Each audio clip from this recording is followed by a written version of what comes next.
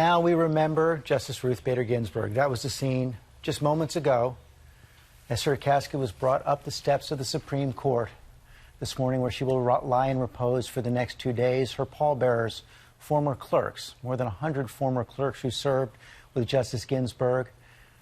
There's a private memorial ceremony for the 8 other remaining justices and the family of Justice Ginsburg.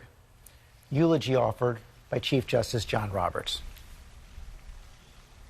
Subjected to discrimination in law school and the job market because she was a woman, Ruth would grow to become the leading advocate fighting such discrimination in court. She was not an opera star, but she found her stage right behind me in our courtroom. There she won famous victories that helped move our nation closer to equal justice under law, to the extent that women are now a majority in law schools, not simply a handful. Later, she became a star on the bench, where she sat for 27 years.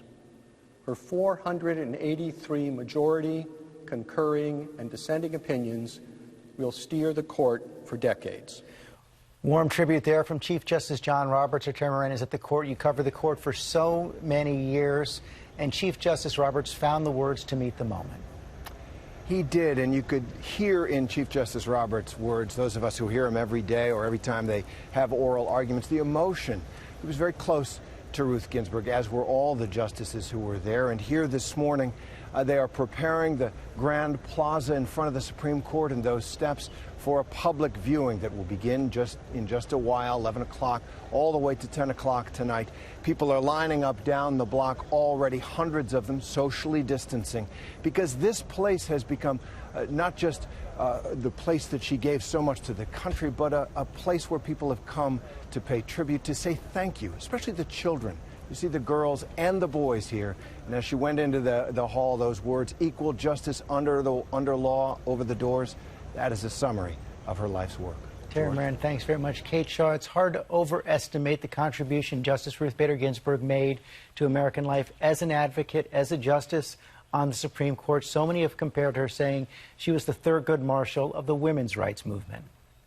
That's right. Just as he systematically dismantled a lot of formal racial inequality under the law, she did the same thing with sex equality. She changed the meaning of the Constitution. She broadened our understanding of equal justice under law. And you know, I think you saw in the Chief Justice's very moving words, both a recognition that she believed that you had to fight for what you believed in, that you had to challenge inequality and injustice, but also that it was possible to do that without questioning the good faith of those around you. And she was able to maintain warm relationships with Chief Justice Roberts, with Justice Scalia, with the conservatives on the court. And that, I think, is an important lesson and takeaway for a very polarized moment. And Kate Shaw, thanks very much. We're about to be reminded just how polarized that moment is just across the way from the Supreme Court, of course, the U.S. Capitol, where confirmation hearings for whoever President Trump chooses to replace Justice Ruth Bader Ginsburg will begin likely in the next week or two. The president expected to make his announcement for her replacement on Saturday. Senior congressional correspondent Mary Bruce is there on Capitol Hill. A fierce, unprecedented fight ahead.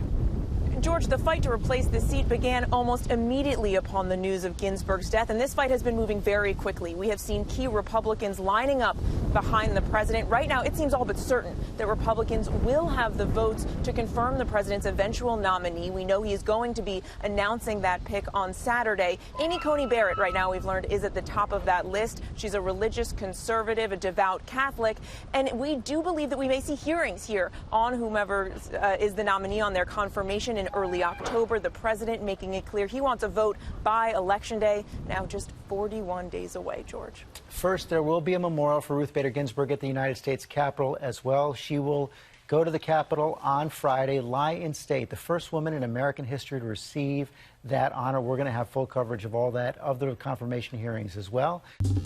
Well, hey there, GMA fans. Robin Roberts here. Thanks for checking out our YouTube channel. Lots of great stuff here. So go on, click the subscribe button right over here to get more of awesome videos and content from GMA every day, anytime.